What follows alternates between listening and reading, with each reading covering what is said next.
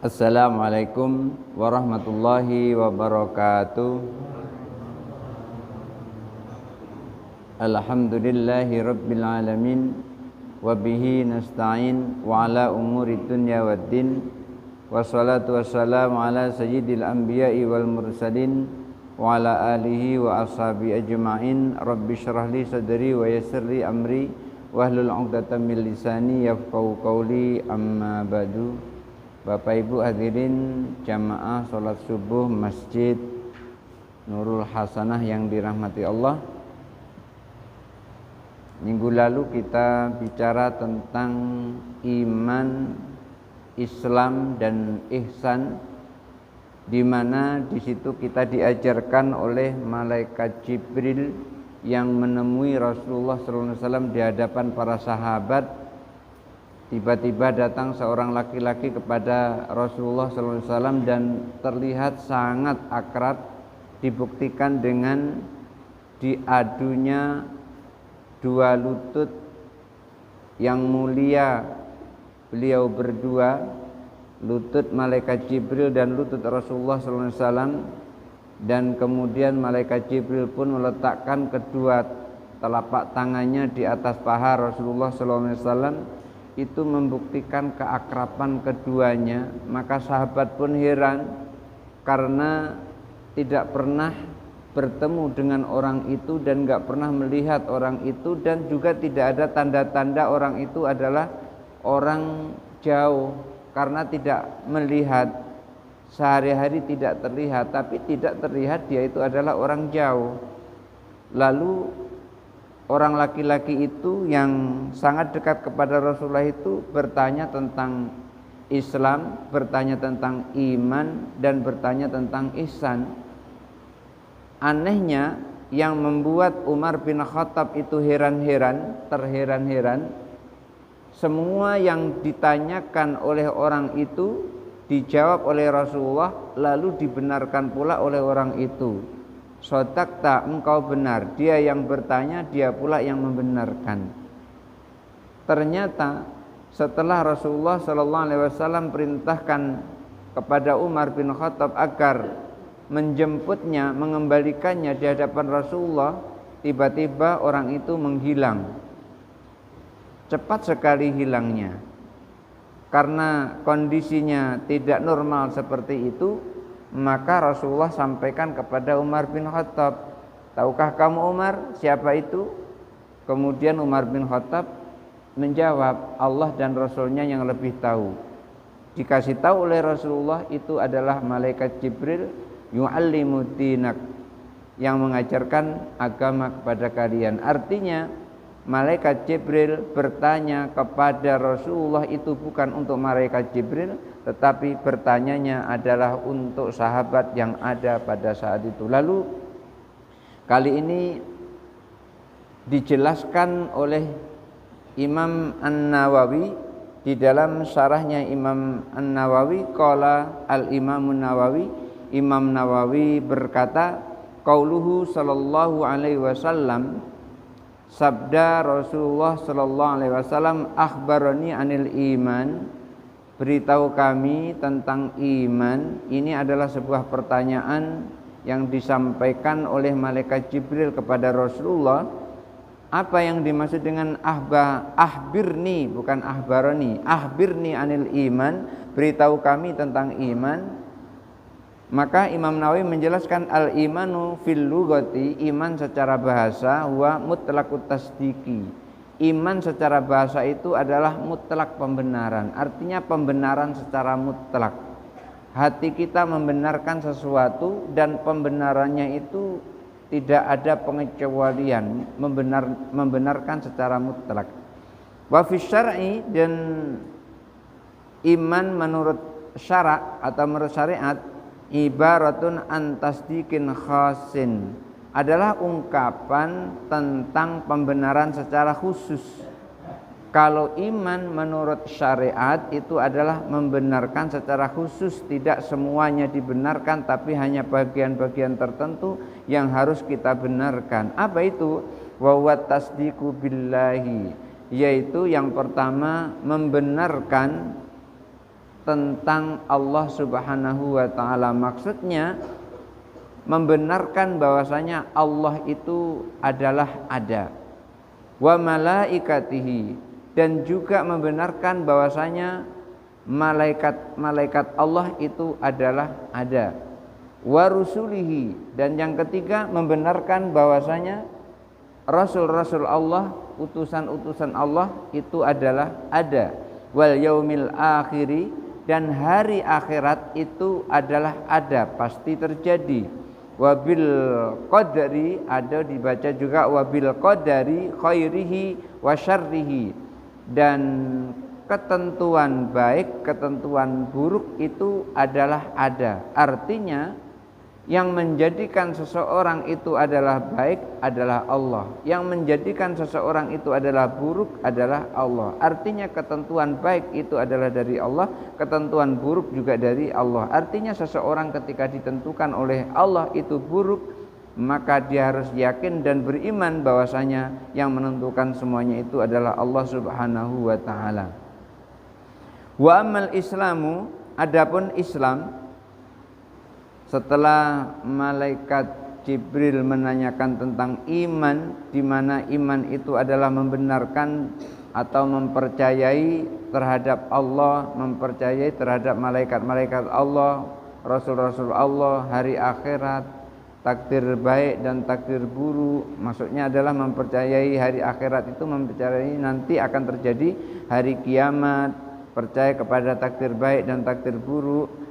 Beliau bertanya juga tentang Islam, bahwa ibaratun an fi'lin wajibatin. Wa amal Islamu, adapun Islam, wa ibaratun an fi'lil wajibati. Yang dimaksud dengan Islam itu adalah ungkapan tentang perbuatan-perbuatan wajib. Artinya sesuatu yang bisa dilihat dari perbuatan itu. Kalau iman itu enggak bisa dilihat, tapi kalau Islam itu bisa dilihat. Dan Islam itu adalah ungkapan-ungkapan tentang perbuatan-perbuatan yang wajib. Wa al-inqiyadu ila amalidz zahiri. Yang dimaksud dengan perbuatan-perbuatan wajib itu dalam Islam itu adalah ketundukan dan kepatuhan terhadap amal zahir. Artinya yang bisa dilihat. Orang sholat, dia kelihatan sholat. Orang puasa, dia kelihatan puasa. Orang zakat, dia juga kelihatan zakat. Orang haji, dia juga kelihatan haji. Amal yang nampak, amal yang zahir itu adalah Islam. Tapi kalau iman enggak bisa dilihat. Orang percaya kepada Allah, ketika dia percaya kepada Allah, kita enggak bisa melihat hatinya percaya atau tidak, kecuali telah ditunjukkan oleh gerakan anggota tubuh ini. Ketika anggota tubuh ini menunjukkan keimanannya kepada Allah, baru kita bisa melihat orang itu iman kepada Allah. Tapi tidak bisa dipastikan secara pasti. Seperti Islam, ketika seseorang terlihat takbiratul ihram, kemudian ruku, i'tidal, sujud, dan seterusnya, maka kita bisa melihat, oh orang itu sedang sholat. Artinya orang ini sedang melakukan amalan zahir, amalan yang bisa dilihat oleh mata. Waqad ghayarallahu ta'ala bainal imani wal islami. Sementara itu Allah membedakan antara iman dan Islam. Allah tidak menyamakan orang iman itu adalah sama dengan Islam, Islam sama dengan iman. Tidak seperti itu. Iman itu sendiri, Islam itu sendiri. Kalau orang beriman pasti sudah Islam, tapi kalau Islam belum tentu beriman. Maka ghayarallahu ta'ala bainal imani wal Islam. Allah membedakan antara iman dan Islam. Kama fil hadis, seperti yang dijelaskan dalam sebuah hadis. Qala Allah ta'ala, dan Allah ta'ala berfirman, qalatil a'rabu amanna. Di dalam Al-Quran dijelaskan perbedaan antara iman dan Islam itu, di mana ada orang Arab Badui berkata dia, amanna, kami telah beriman. Ketika berhadapan dengan Rasulullah, orang Arab Badui itu menyatakan amanna, kami telah beriman.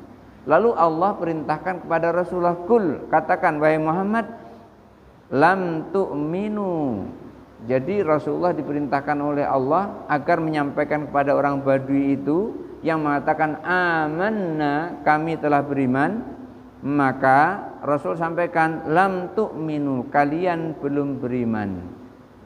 Walakin qulu aslamna, ucapkan saja aslamna, kami telah Islam.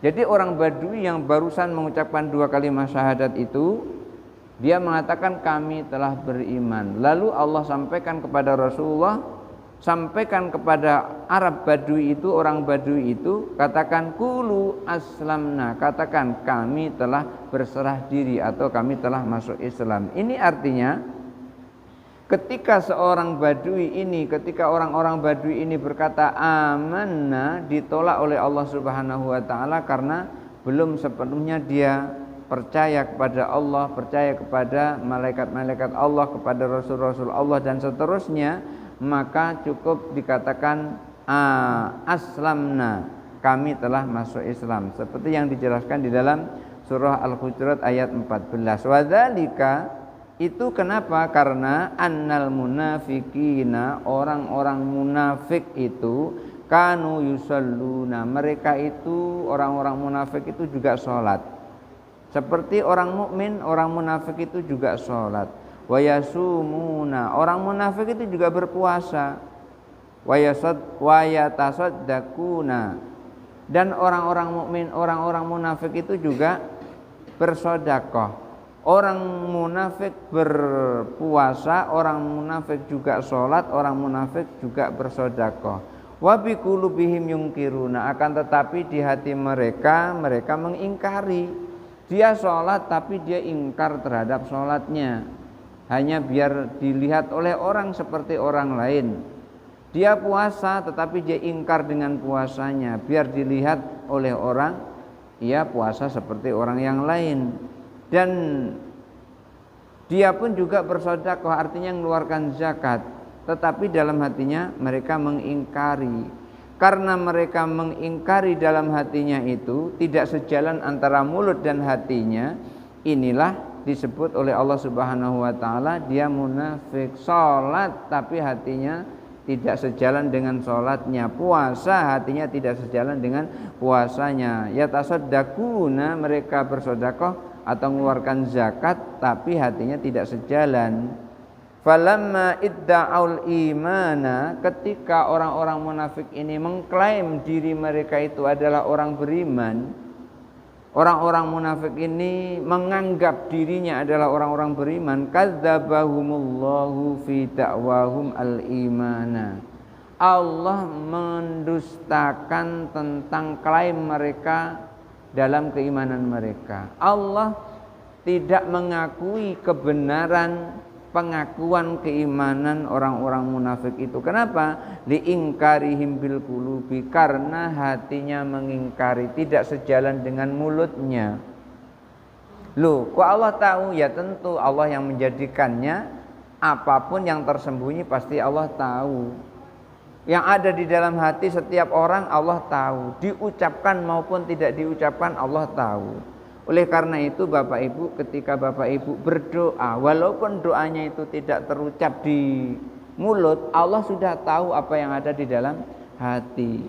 Maka pada saat sujud terakhir itu, baik diucapkan kita sendiri dengar, maupun hanya hati kita yang dengar, hati kita yang berbunyi, Allah itu sudah tahu ketika kita berdoa pada saat sujud terakhir itu. Pada saat sujud setelah membaca subhana rabbiyal a'la wa bihamdi, subhana rabbiyal a'la wa bihamdi, subhana rabbiyal a'la wa bihamdi, kemudian kita berdoa, baik diucapkan yang kita dengar dengan telinga kita, ataupun hanya masih ada di dalam hati permintaan kita kepada Allah, maka Allah tahu. Allah mengetahui apapun yang tersembunyi. Oleh karena itu, jangankan yang seperti itu, hati orang-orang munafik pun bunyinya apa itu Allah tahu. Oleh karena itu, ketika ada orang munafik mengatakan amanna, kami telah beriman, maka Allah Subhanahu wa taala perintahkan kepada Rasulullah SAW, jangan mengatakan amanna tapi aslamna, kami telah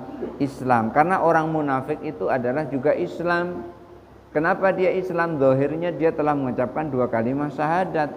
Ketika dia sudah mengucapkan asyhadu alla ilaha illallah wa asyhadu anna muhammadar rasulullah, maka orang yang seperti itu secara syariat sudah masuk ke dalam Islam. Orang munafik dia sholat, orang munafik dia puasa, orang munafik juga mengeluarkan zakat, tetapi hatinya tidak sejalan dengan mulutnya. Oleh karena itu Allah Subhanahu wa taala mendustakan pernyataan mereka. Karena apa? Karena tidak sejalan antara zahir dan batin mereka.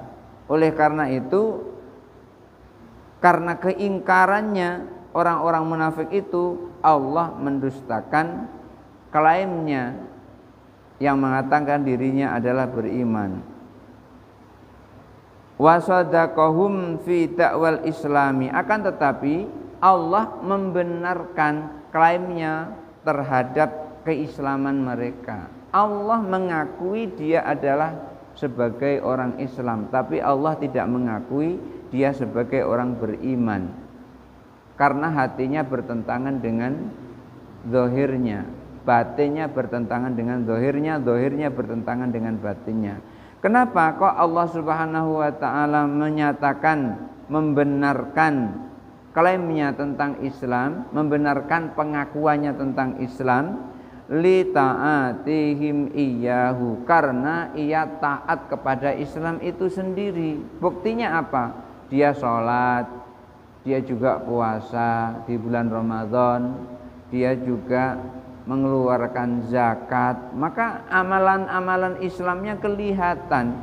Maka Allah membenarkan keislamannya, tapi Allah tidak membenarkan keimanannya. Wa qala Allahu ta'ala, dan Allah Ta'ala berfirman, A'udzubillahi minasyaitonir rajim, idza ja'akal munafiquna, apabila orang-orang munafik mendatangimu, qalu, lalu orang-orang munafik itu mengatakan, nashhadu innaka la rasulullahi, kami bersaksi bahwa engkau adalah benar-benar utusan Allah. Artinya ketika orang munafik ini mendatangi Rasulullah SAW, lalu orang-orang munafik ini mengatakan nashhadu innaka la rasulullahi, kami menyaksikan bahwasanya engkau adalah benar-benar Rasulullah, utusan Allah. Wallahu ya'lamu, pada saat itu Allah mengetahui, innaka la rasuluhu, sesungguhnya engkau wahai Muhammad benar-benar adalah utusan Allah Subhanahu wa taala. Wallahu yashhadu, dan itu juga Allah menyaksikan, innal munafiqina lakadzibun, orang-orang munafik itu benar-benar pendusta. Allah jelaskan seperti itu ketika Rasulullah SAW didatangi orang-orang munafik, dan orang-orang munafik itu mengatakan bahwasanya ia menyaksikan Muhammad adalah Rasulullah. Pada saat itu Allah itu mengetahui bahwasanya Muhammad adalah memang Rasulullah, dan Allah juga mengetahui di samping itu ucapannya itu, persaksiannya itu, persaksian orang-orang munafik itu hanyalah bohong belaka, tidak sama zahir dan batinnya. Maksudnya fi da'wahum asy-syahadah birrisalah, di dalam klaim orang-orang munafik itu tentang persaksian terhadap kerasulan Nabi sallallahu alaihi wasallam, ma'a mukhalafati qulubihim, disertai dengan ketidaksepakatan hatinya. Mulutnya mengatakan nasyhadu bi annaka la rasulullah, kami bersaksi bahwasanya engkau benar-benar utusan Allah, tetapi hatinya itu bertentangan dengan mulutnya. Mulutnya mengatakan engkau adalah Rasulullah, tapi hatinya tidak mengatakan seperti itu, bertentangan. Oleh karena itu, orang munafik itu antara ucapan dan hatinya itu tidak sama. Li'anna alsinatahum lam tuwati qulubahum, karena lesannya itu tidak sejalan dengan hatinya. Jadi ciri-ciri orang munafik itu adalah ketika lesannya tidak sama dengan hatinya. Jadi kita bisa melihat diri kita ini munafik atau tidak. Ketika hati kita sama dengan ucapan kita, berarti kita bukan orang munafik. Tetapi kalau hati kita tidak sama dengan ucapan kita mengucapkan tapi hati kita tidak membenarkan, maka pada saat itu kita telah jatuh pada sifat munafik. Oleh karena itu ayatul munafiki salasun, tanda-tanda orang munafik itu ada 3. Idza hadasa kadzdzaba, apabila ngomong dia dusta. Wa idza wa'ada akhlafa, apabila ia berjanji ia ingkari. Wa idza tumina khana, dan apabila dia dipercaya dia khianat. Ini tanda-tanda orang munafik. Ngomong dia dustakan, dia ngomong bohong. Ketika dia berjanji dia ingkari, ketika dia dipercaya dia khianat. Ini salah satu di antara dari 3 ini. Tanda-tanda munafiknya adalah kalau ngomong dia ingkari sendiri. Oleh karena itu Allah sampaikan, karena lidah mereka dengan hati mereka itu tidak sama, maka orang yang seperti itu Allah sampaikan ia adalah orang-orang yang munafik. Wa syartu syahadati birisalati an tuwati'a al-lisanu al-qalba. Karena syarat persaksian keimanannya terhadap kerasulan Rasulullah SAW itu adalah harus ada kesamaan antara lesan dan hati. Ucapan lesannya didukung dengan ucapan hatinya, hatinya didukung dengan lesannya. Jadi antara lesan dan hati itu saling mendukung. Itu syarat seseorang beriman kepada Allah, antara hati dan lesannya sejalan.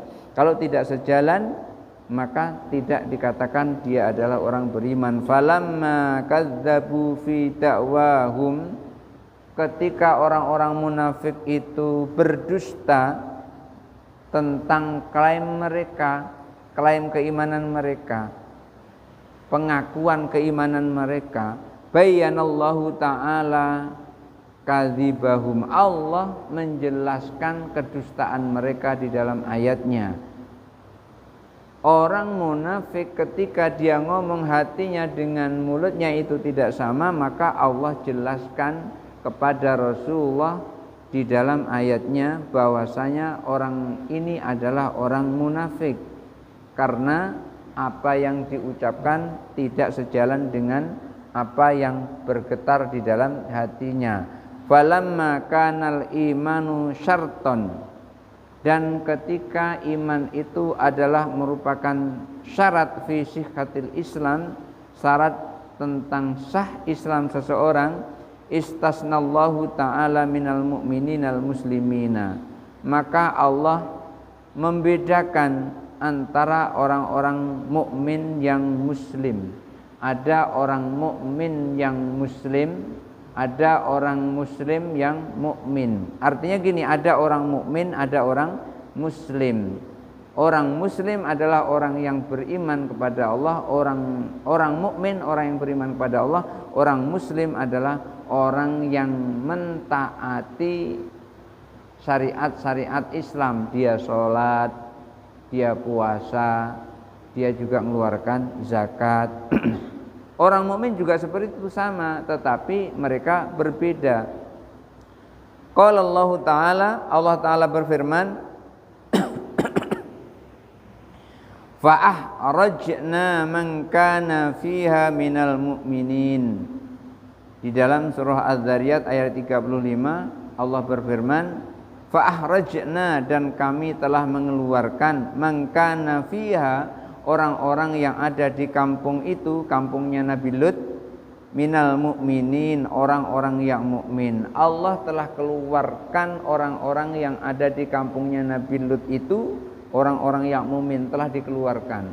Maksudnya supaya tidak terkena azab, karena Allah akan mengazab kaum Nabi Lut yang durhaka kepada Allah Subhanahu wa taala. Orang-orang yang mukmin itu dikeluarkan oleh Allah dari kampung itu.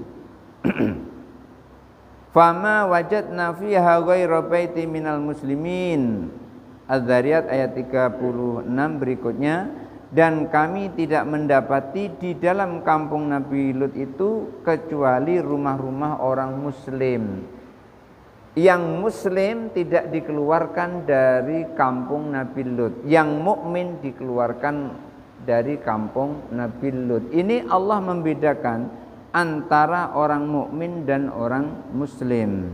Fahadzal istisna'u muttasilun, dan ini fahadza istisna'un muttasilun, dan ini adalah istisna muttasil lima baina syarti wal masruti minal ittisal, karena antara syarat dan yang disyaratkan itu bersambung, berkaitan antara syarat dan yang disyaratkan. Walihada samallahu ta'ala as-salatu imanan. Oleh karena itu Allah menyebut salat itu adalah iman. Ketika Allah mau menyebut salat, Allah nyebutnya dengan iman. Qala Allah Ta'ala, Allah Ta'ala berfirman, wa ma kana Allahu liyudhi'a imanakum, dan Allah tidaklah menyia-nyiakan iman kalian. Maksudnya adalah Allah tidak menyia-nyiakan salat kalian. Kenapa kok begitu? Ini ada di dalam surah Al-Baqarah ayat 143. Allah menyampaikan Allah tidak menyia-nyiakan iman kalian. Maksudnya Allah tidak menyia-nyiakan salat kalian. Kenapa kok sampai orang-orang mengadu kepada Rasulullah, jadi sholatku ini sia-sia dong? Kenapa kok begitu? Ketika Rasulullah Shallallahu Alaihi Wasallam itu hijrah dari Makkah ke Madinah, di Madinah itu Rasulullah sholat, itu sholatnya tidak menghadap ke Masjidil Haram. Kiblatnya bukan ke Masjidil Haram, kiblatnya itu ke Baitul Maqdis. Dijelaskan di dalam tafsir Ibnu Katsir seperti itu. Rasulullah sholat menghadap ke Baitul Maqdis. Lalu orang-orang Yahudi dan Nasrani di situ, mereka rame-rame mengatakan Muhammad mengikuti kebiasaan kita di dalam beribadah, yaitu sholatnya menghadap ke Baitul Maqdis. Jadi ketika Rasulullah Shallallahu Alaihi Wasallam sholat menghadap ke Baitul Maqdis itu kurang lebih sekitar 15 atau 15 atau 16 bulan. Rasulullah sholat menghadap ke Baitul Maqdis, sahabat juga sholat menghadap ke Baitul Maqdis, itu kurang lebih di dalam tafsir Ibnu Katsir sebutkan antara 15-16 bulan, berarti setahun lebih. Setelah itu Rasulullah Shallallahu Alaihi Wasallam merasa tidak nyaman kalau sholat menghadap ke Baitul Maqdis. Karena merasa tidak nyaman, maka Rasulullah di dalam sholat itu kadang-kadang melihat ke tempat sujud, kadang-kadang melihat ke langit. Qad nara taqalluba wajhika fis sama' falanwalliyannaka qiblatan tardhaha fawalli wajhaka syatral masjidil haram. Allah melihat Rasulullah pada saat sholat kadang melihat ke bawah, kadang melihat ke atas.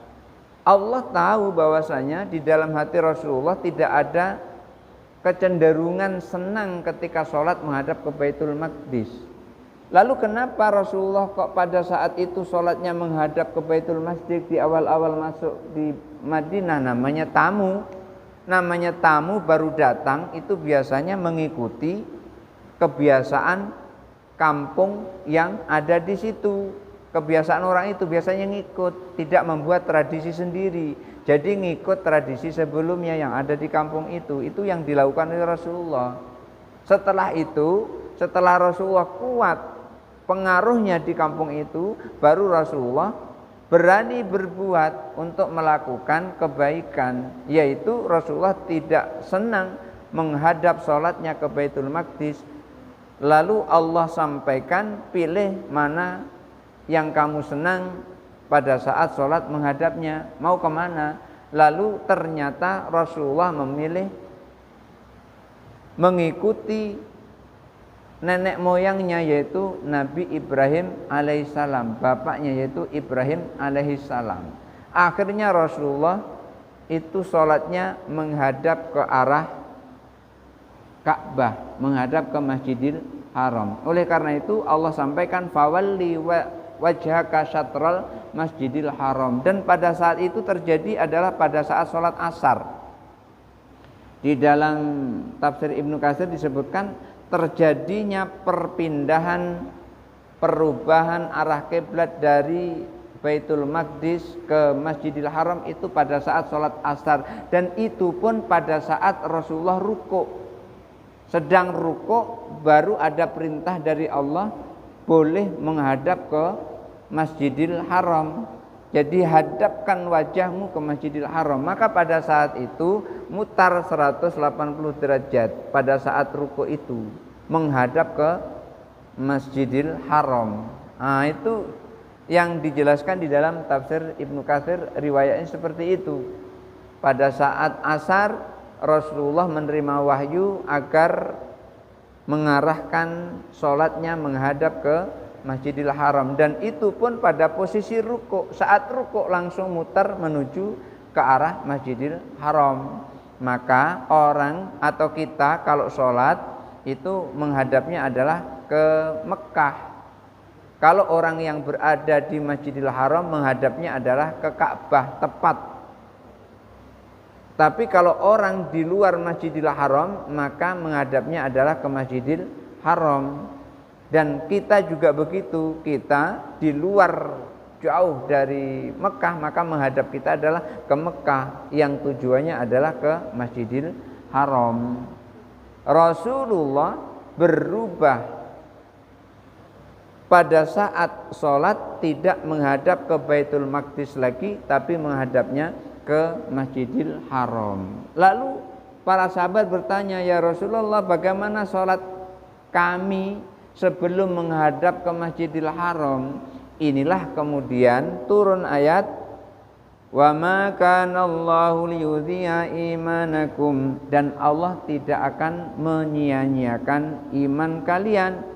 Artinya sholat yang dilakukan ketika menghadap ke Baitul Maqdis itu tetap memperoleh pahala dari Allah Subhanahu wa taala. Wa qala Allah taala, dan Allah taala berfirman, ma kunta tadri mal kitabu walal imanu. Dulu kamu tidak mengetahui apa itu Al-Qur'an dan apa itu salat, apa itu kitab dan apa itu iman. Artinya ai as-sholatu, yang dimaksud dengan iman adalah salat. Jadi Bapak Ibu hadirin yang dirahmati Allah, dari penjelasan tentang iman itu sendiri dibedakan dengan Islam, ini banyak sekali penjelasan. Sepanjang ini Imam Nawawi menjelaskan, dan barangkali sampai di sini dulu. Kali ini kita membahas, insya Allah pada paragraf berikutnya akan kita bahas pada pertemuan yang akan datang. Dan kalau ada yang mau bertanya dipersilahkan. Baik, Bapak Ibu hadirin yang dirahmati Allah, Ayahanda Kyai Loha sudah banyak sekali menjelaskan, tapi ada sedikit yang ingin saya sampaikan. Iman dulu atau Islam dulu. Di dalam kitab Tuhfatul Murid ala Jauharit Tauhid itu juga dibahas, kadang-kadang Islam dulu, kadang-kadang iman dulu. Kadang-kadang iman dulu baru Islam, kadang-kadang Islam dulu baru iman. Kedua-duanya diperbolehkan. Dan Syekh Ibrahim Al-Laqani di dalam kitabnya Jauharut Tauhid, yang di dalam kitab Jauharut Tauhid itu beliau menyusun cuman 144 baris. Tidak banyak, 144 baris. Dan dari 144 baris itu dijelaskan oleh Mbah Kiai Soleh Darat di dalam sebuah kitab namanya Sabilul Abid ala Jauharit Tauhid. Itu kurang lebih sampai 400-an halaman. Dijelaskan juga oleh Imam Baijuri, namanya Tuhfatul Murid ala Jauhari Tauhid. Itu ada kurang lebih sekitar 500-an halaman. Saya ingin menyampaikan apa yang disampaikan oleh Syekh Ibrahim Al-Laqani yang tertulis di dalam kitab Tuhfatul Murid. Beliau menyampaikan, wajazim bi anna awalan mimma yajib ma'rifatun wa fihi khulfun muntasib. Itu sudah dibahas, ada kurang lebih sekitar 3 halaman. Satu itu saja itu yang disampaikan oleh Syekh Ibrahim Al-Laqani. Karena di dalam ilmu tauhid itu ada rumus-rumusnya, di dalam ilmu tasawuf juga ada rumus-rumusnya. Di antara yang membuat rumus-rumus di dalam ilmu tauhid yang terkenal itu adalah Syekh Ibrahim Al-Laqani. Kalau di dalam ilmu tasawuf itu Ibnu Athaillah As-Sakandari yang ada di dalam kitab Al-Hikam itu. Seperti diantaranya rumusnya atau kaidahnya itu beliau menyampaikan begini umpamanya, tentang orang yang bergantung pada amal. Jadi beliau sampaikan, wa min alamatil i'timadi 'alal amali nuqsanur raja'i inda wujudi zalali. Itu Syekh Ibnu Athaillah As-Sakandari menyampaikan seperti itu. Dan salah satu tanda-tanda orang yang bergantung pada amal adalah ketika dia tergelincir kepada kemaksiatan, dia malah jauh dari Tuhan, jauh dari Allah. Maka kedekatan orang kepada Allah itu tidak boleh dihalangi oleh kemaksiatan. Kalau kedekatan seseorang kepada Allah dihalangi dengan kemaksiatan, kapan manusia itu mau dekat kepada Allah? Artinya maksiat tidak boleh menjarai antara dia dan Allah, antara makhluk dan khalik. Nah, di dalam ilmu tauhid itu juga demikian. Wajazim bi anna awalan mimma yajib, dan tetapkan bahwasanya yang pertama yang wajib itu adalah ma'rifatun, adalah ma'rifah, wa fihi khulfun muntasib. Tetapi di dalam kewajiban yang pertama ma'rifah itu, di situ ada perbedaan yang tegak. Artinya apakah ma'rifah dulu, apakah ma'rifah dulu atau langsung kepada Islam? Apakah iman dulu atau Islam dulu? Iman dulu baru Islam atau Islam dulu baru iman? Maka di sini ada perbedaan, dan kedua-duanya tidak salah, kedua-duanya benar. Maka yang paling bagus itu adalah makrifah dulu kemudian baru masuk ke dalam Islam. Maka ketika seseorang itu telah mengucapkan 2 kalimat syahadat, artinya dia sudah menuju kepada tangga keimanan. Oleh karena itu tadi Allah Subhanahu wa taala berfirman kepada Nabi Muhammad SAW ketika orang-orang Arab Badui mengatakan amanna, kami beriman. Lalu Allah sampaikan kepada Rasulullah untuk menyampaikan kepada orang Arab Badui itu, qulu aslamna, katakan kami telah Islam. Artinya di sini Allah ingin membedakan antara orang Islam dengan orang beriman. Maka ketika orang Islam dan orang beriman ini, kalau iman itu tidak ada yang lain, murni dia. Tapi kalau Islam itu masih ditunggangi dengan yang lain, seperti orang munafik. Di dalam Islam ada munafik. Ketika di dalam Islam ada munafik itulah Allah sampaikan apa yang dilakukan, seperti dia sholat, hatinya bertentangan. Dia zakat, hatinya bertentangan. Dia puasa, hatinya tidak sejalan. Itulah yang disebut dengan Islam itu tadi. Dalam Islam ada Islam walaupun dia belum masuk tangga sempurna yaitu iman. Ada Islam yang masih di dalamnya ditunggangi dengan kemunafikan. Lalu mana yang lebih bagus? Yang lebih bagus ya Islam, iman dulu baru Islam, itu yang lebih bagus. Maka begitu dia iman, meyakini bahwasanya Allah adalah Tuhan, malaikat Allah itu adalah ciptaan Allah, rasul-rasul Allah itu adalah ciptaan Allah, kemudian kitab-kitab Allah, kemudian takdir Allah baik yang buruk maupun yang baik, dan juga nanti akan ada hari kiamat. Ketika orang itu meyakini itu, kemudian dia terus masuk Islam, dia menjalankan Islam ini, maka Islamnya akan menjadi Islam yang sempurna. Sholatnya hatinya ngikuti, puasanya hatinya ngikuti, sodakohnya, zakatnya hatinya ngikuti. Maka ketika dia sudah beriman, apa yang dilakukan di zahir ini, di Islam ini, itulah batinnya. Jadi Islam itu adalah zahirnya, iman itu adalah batinnya. Oleh karena itu tadi yang disampaikan bahwasanya ketika seseorang masuk tangga tasawuf, maka orang itu tidak boleh meninggalkan syariat. Syariat tetap harus dibawa, karena syariat ini adalah pijakannya. Setelah syariat ini terbawa, maka untuk menjernihkan hati kita supaya anggota zahir, tadi Bapak yang bertanya tadi telah menyampaikan, syariat itu adalah untuk mempercantik zahir, sementara tarekat itu adalah untuk sariratihi, untuk batin-batinnya. Jadi untuk mempercantik zahir ini, biar zahir ini lebih tambah cantik lagi, maka dibarengi dengan hati yang cantik. Nah, maka itulah ada namanya tarekat. Dan semuanya itu tidak boleh meninggalkan syariat. Orang yang belum kuat, belum mantap syariatnya, dia syariat masih sering tertinggal, sholat pun kadang-kadang jarang, puasa pun kalau ada orang, yang seperti itu berarti syariatnya belum kuat. Maka orang yang seperti ini harus dikuatkan dulu syariatnya, baru nanti kalau syariatnya sudah kuat, baru masuk pada tarekohnya, batinnya diisi, supaya batinnya ini jernih, sehingga ketika dia menjalankan syariat itu jadi halus syariatnya.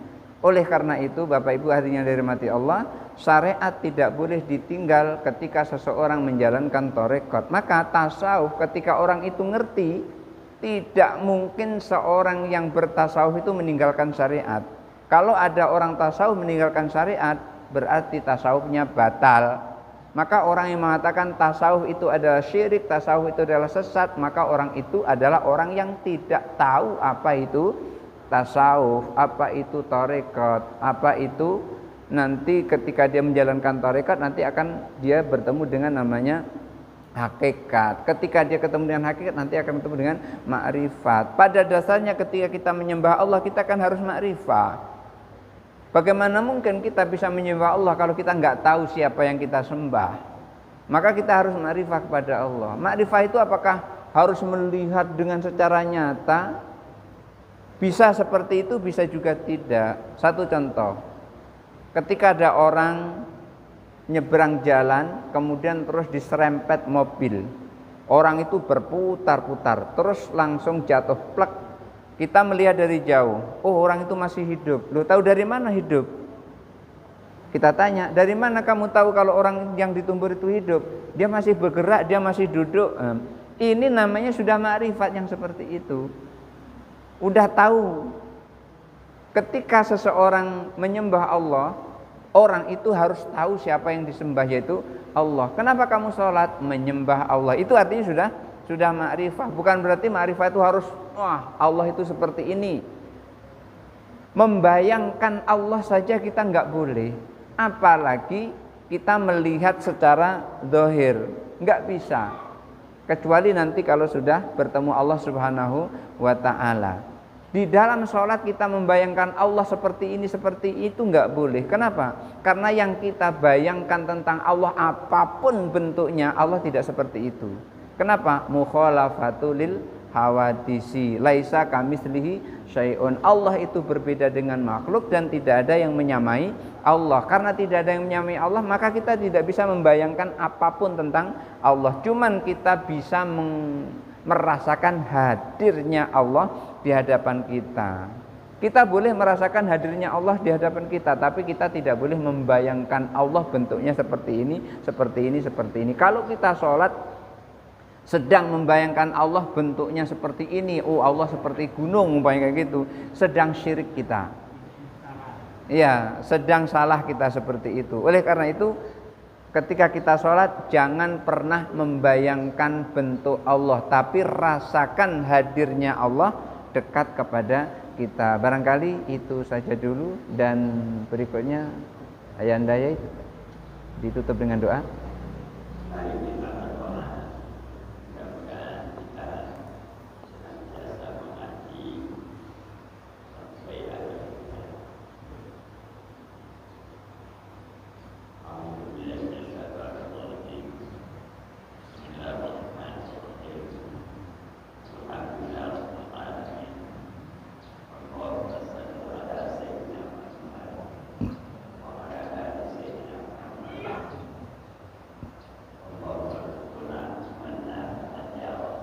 Amin.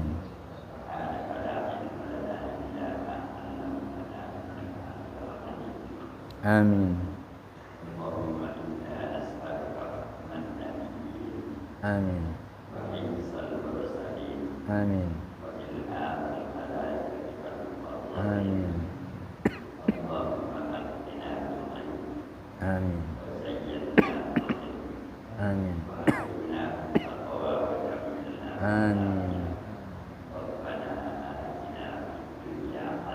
Amin.